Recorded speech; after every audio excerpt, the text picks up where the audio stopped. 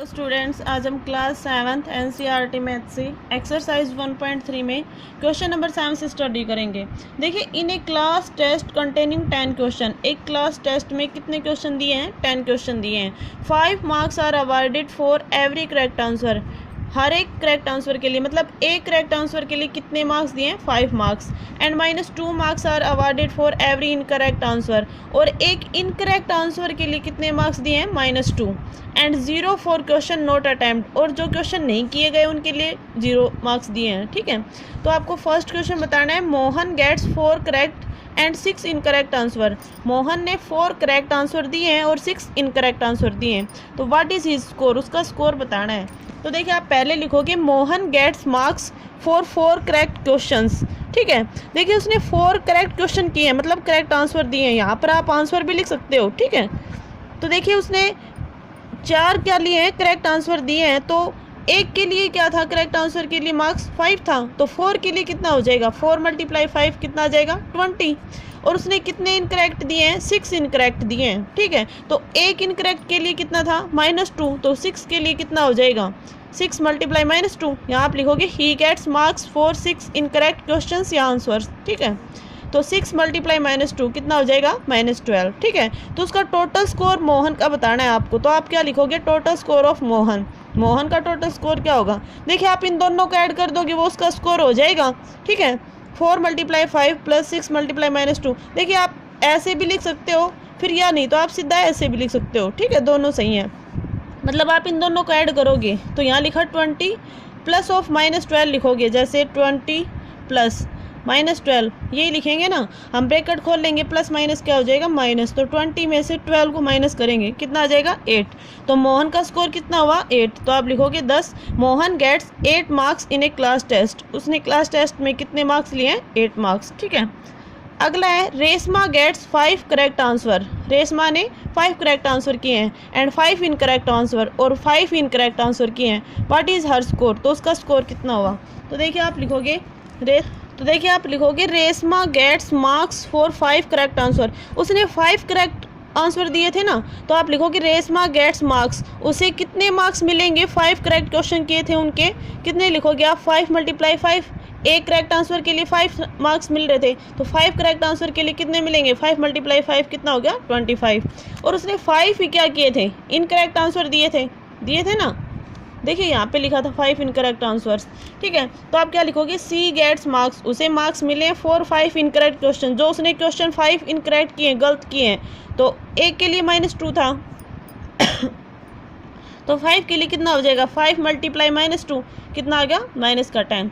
उसका total score बताना है, तो आप लिखोगे total score of Reshma.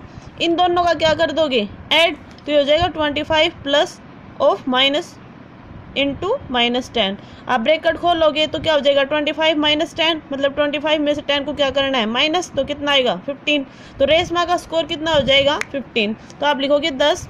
Reshma gets 15 marks in a class test. उसे क्लास टेस्ट में कितने मार्क्स मिले हैं? 15 मार्क्स मिले हैं। ठीक है, देखिए थर्ड है आपके पास, Hina gets 2 correct and 5 incorrect answer. Hina ने 2 करेक्ट किए हैं और 5 इनकरेक्ट किए हैं आउट ऑफ 7 क्वेश्चंस में से। उसने टोटल 7 ही क्वेश्चन किए हैं, जिसमें से 2 करेक्ट किए हैं और 5 इनकरेक्ट किए हैं। ठीक है, C attempts. What is her score? तो उसका स्कोर कितना हुआ? देखिए, 7 क्वेश्चन किए, उसने 3 क्वेश्चन तो किए ही नहीं टोटल क्वेश्चन में से, नहीं किए ना। 10 क्वेश्चन थे टोटल में से, उसने 7 क्वेश्चन किए हैं। 7 में से 2 क्वेश्चन सही किए हैं और 5 क्या किए हैं? इनकरेक्ट किए हैं। तो देखिए, आप लिखोगे Hina gets marks for 2 correct answer. 2 correct के लिए कितना आ जाएगा? 1 के लिए 5 था, तो 2 के लिए कितना हो जाएगा? 2 × 5 कितना हो जाएगा? 10। C gets marks for 5 incorrect answer, और जो 5 इनकरेक्ट आंसर दिए उनके लिए क्या हो जाएगा? 5 × -2। ठीक है, तो क्या हो जाएगा? -10। तो उसका टोटल स्कोर कितना हो जाएगा? 10, ये और ये -10। अब देखिए, आप अगर लाइन बनाना चाहो तो एक लाइन और बना सकते हो कि C gets marks for not attempt question. जो उसने क्वेश्चन अटैम्प्ट नहीं किए, वो उसका क्या आ जाएगा? 0। ठीक है, तो इसमें आप 0 ऐड करोगे तो 0 ही रहेगा, तो वो आपको इतना लिखने की जरूरत नहीं है। तो ये हो जाएगा, देखिए 10 प्लस ऑफ -10, ठीक है। ब्रैकेट खोलोगे प्लस माइनस क्या हो जाएगा माइनस, 10 में से 10 जाएगा तो 0, तो उसको कितने मार्क्स मिले हैं 0 मार्क्स मिले हैं। तो आप लिखोगे 10 Heena gets 0 marks in a class test, ठीक है। अब देखिए क्वेश्चन नंबर 8 है आपके पास। A cement company earns a profit of ₹8 per bag of white cement. एक सीमेंट की कंपनी है जिसे प्रॉफिट पर बैग मतलब एक बैग किसका वाइट सीमेंट का, उसे एक वाइट सीमेंट के बैग के ऊपर कितने का प्रॉफिट हो रहा है 8 का, ₹8 का, ठीक है। एंड लॉस, और लॉस हो रहा है ऑफ ₹5 पर bag of grey cement sold. देखिए अगर वो वाइट सीमेंट के बैग बेच रहे हैं तो उन्हें एक बैग पे ₹8 का क्या हो रहा है प्रॉफिट हो रहा है, ठीक है। और अगर वो ग्रे सीमेंट सोल्ड कर रहे हैं तो उस पे एक बैग पे कितने का लॉस हो रहा है 5 का, ठीक है। तो आपको देखिए फर्स्ट क्वेश्चन में पूछा है the company sells 3000 bag of white cement, तो उसने वाइट सीमेंट के कितने बैग सेल किए हैं 3000 and 5000 bag of grey cement in a month, एक महीने में, और ग्रे सीमेंट के कितने किए हैं 5000 बैग। एक महीने में वाइट सीमेंट के 3000 बैग सोल्ड किए हैं और ग्रे सीमेंट के कितने किए हैं 5000, ठीक है। व्हाट इज इट्स प्रॉफिट और लॉस, तो ये बताना है उन्हें प्रॉफिट हुआ है या लॉस हुआ है वो बताना है। तो देखिए आप पहले तो ये लिखोगे profit of 1 bag of white cement, जो प्रॉफिट हुआ है 1 बैग पे वाइट सीमेंट पे वो क्या कितना है ₹8, और loss of 1 bag of grey cement पे जो लॉस हुआ है 1 बैग पे वो कितना है ₹5, ठीक है। अब देखिए part 1 profit on selling 3000 bag of white cement. देखिए एक बैग पे ₹8 का प्रॉफिट हो रहा है ना, तो टोटल 3000 बैग की सेलिंग हुई है, तो आप 3000 को किससे मल्टीप्लाई करोगे 8 से, ये क्या आ जाएगी प्रॉफिट ऑफ सेलिंग आ जाएगा किसका 3000 बैग का, तो कितना आ जाएगा वो 24000, ठीक है टोटल। उसके बाद loss of selling 5000 bag of grey cement, तो देखिए 1 जो बैग था ग्रे सीमेंट का उस पर लॉस हो रहा था 5 का, ठीक है। तो 5000 बैग की सेलिंग हुई है ग्रे सीमेंट की, हुई है ना, तो उस पर लॉस कितना आ जाएगा 5000 को किससे मल्टीप्लाई करेंगे 5 से, कितना आ जाएगा ₹25000 आ गया। अब देखिए 24000 ये प्रॉफिट था, 25000 ये क्या था लॉस। अब देखिए लॉस प्रॉफिट से ज़्यादा हो रहा है ना, तो आप लिखोगे since profit is less than loss, जो प्रॉफिट है वो लॉस से क्या है कम है, ठीक है। तो क्या लिखोगे his total loss on selling the grey cement bag, उन्हें क्या हुआ है टोटल लॉस हुआ है selling the grey cement bag, किसकी सेलिंग पे ग्रे सीमेंट बैग की पे, और वो कितना हुआ है, हम जो लॉस है उसमें से क्या माइनस कर देंगे प्रॉफिट कर देंगे माइनस, तभी तो पता लगेगा कितने ₹5 का लॉस हुआ है। तो 25000 में से किसको माइनस कर देंगे 24000 को, तो कितना आ जाएगा 1000 का, तो उन्हें कितने का लॉस हुआ है 1000 का। तो आप लिखोगे ही हैज़ लॉस्ट ऑफ, देखिए आप लिखोगे the company has lost of ₹1000 on selling the grey cement bag, ठीक है। ये लिखना है आपको लास्ट में कि उन्हें लॉस हुआ है ₹1000 का। अब देखिए इसका पार्ट 2 है बी पार्ट, उसमें क्या है what is the number of white cement bag it must sell to have neither profit nor loss if the number of grey bags sold is 6400 bag. देखिए जो ग्रे बैग हैं वो sold हुए हैं 6400, ठीक है। तो आपको बताना what is the number of white cement bag, तो वाइट सीमेंट है उसके कितने बैग होंगे, इट मस्ट सेल जो मतलब सेलिंग हुई है वो ना ही तो प्रॉफिट हुआ है ना ही लॉस हुआ है, दोनों के बराबर हैं, और जिसमें नंबर ऑफ ग्रे बैग्स दे रखे हैं उन्होंने, ठीक है। आपको number of white cement bags निकालने हैं, ठीक है। तो देखिए आप लिखोगे let the number of bags of white cement be X, हमने number of bags of white cement क्या मान लिए एक्स मान लिए, let the number of bags of white cement be X, ठीक है। तो देखिए अकॉर्डिंग टू क्वेश्चन क्या हो जाएगा, लॉस और प्रॉफिट दोनों बराबर दे रखे हैं, ये कह रखा है ना कि ना ही प्रॉफिट हुआ है ना ही लॉस हुआ है, तो loss is equal to profit. अब देखिए लॉस 5, देखिए ग्रे सीमेंट के टोटल बैग कितने थे 6400 बैग्स, यहाँ आप लिख देना नंबर ऑफ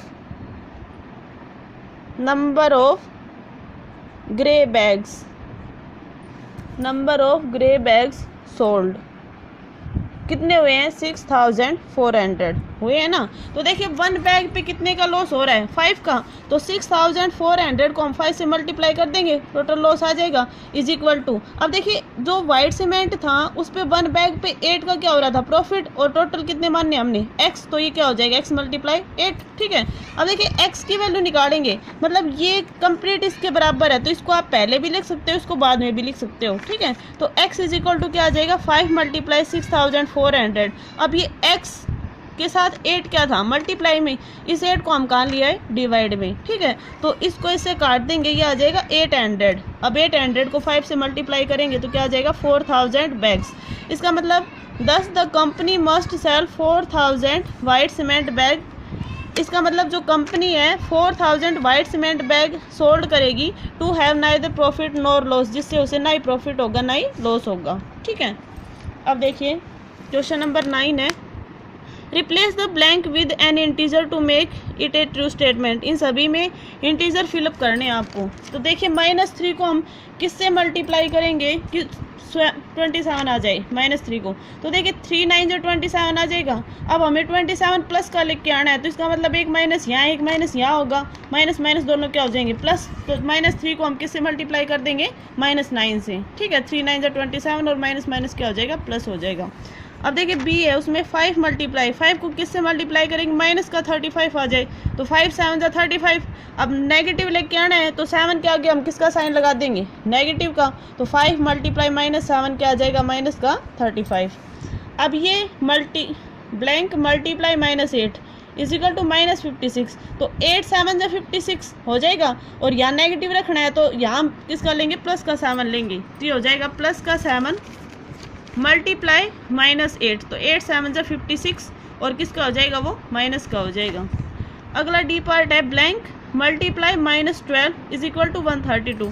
तो देखिए 12 को हम 11 से मल्टीप्लाई करेंगे तो 132 आ जाएगा, लेकिन हमें किसका चाहिए, 132 प्लस का चाहिए। तो हम किससे मल्टीप्लाई करेंगे, माइनस के 11 से करेंगे, मल्टीप्लाई करेंगे तो क्या आ जाएगा 132, और माइनस माइनस क्या हो जाएगा, प्लस हो जाएगा।